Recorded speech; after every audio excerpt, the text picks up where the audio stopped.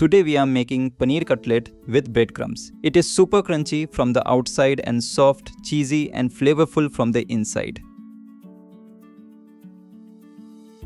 The first step is to keep all the ingredients ready before we start. For this recipe, we need 200 grams of paneer. I am using homemade paneer for my cutlets, which I personally recommend because it is fresh and soft. But if you don't have time to make it, you can always purchase 200 grams pack online or offline. You also need 2 to 3 well-boiled potatoes mashed properly. You can use the potatoes directly in the filling mixture or lightly saute them first. I will add them in the third step when we prepare the main filling for the cutlets. Potatoes will help bind everything together and make the cutlets soft from the inside.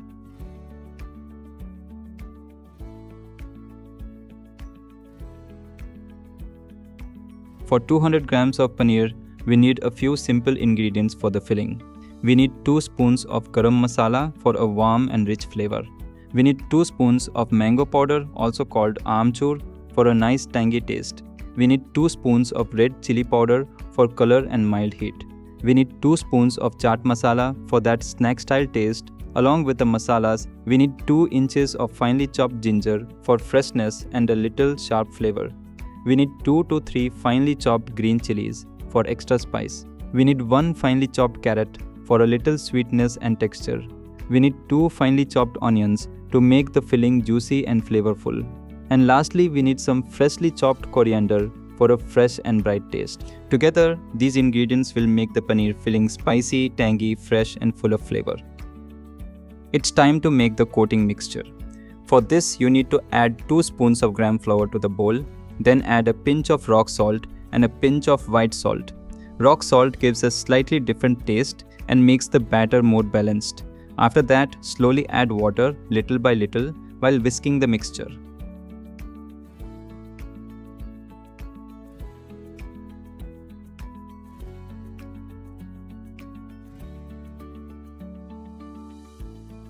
Now add 1 spoon of rice flour to the mixture. It's a small step, but it makes a big difference. It makes the outer layer more crunchy and helps the crispiness stay for longer. Keep whisking and keep adding water slowly until the batter becomes smooth and flowy.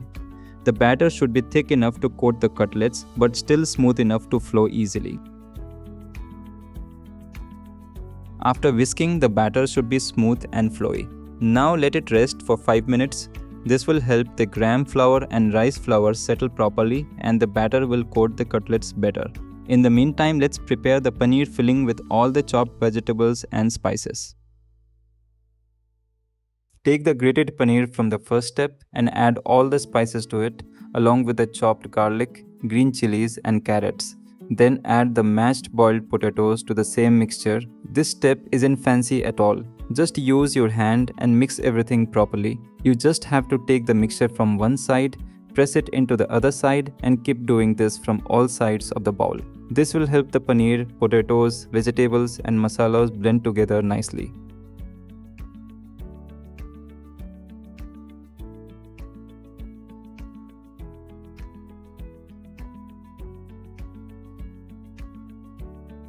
Now that the filling is ready, take a small portion of the mixture in your palm. It should be a little less than a handful. Press it gently between your palms and shape it into an elongated cutlet. Do not make it too thick, otherwise it may not cook evenly from inside. Keep the shape firm but do not press it too hard. Once the cutlet holds its shape properly, keep it aside on a plate.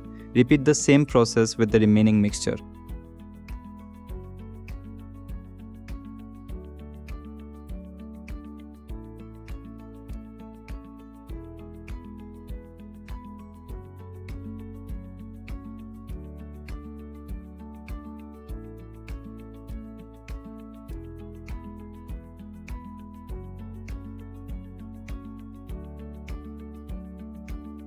Now spread some breadcrumbs on a plate. Take 1 raw cutlet, dip it once in the gram flour batter and coat it lightly from all sides.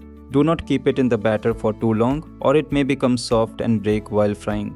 Now place it on the breadcrumbs and roll it gently until the top, bottom and edges are covered properly. Keep the coated cutlet aside and repeat the same process with the rest. Go slowly here because the cutlets are still soft at this stage.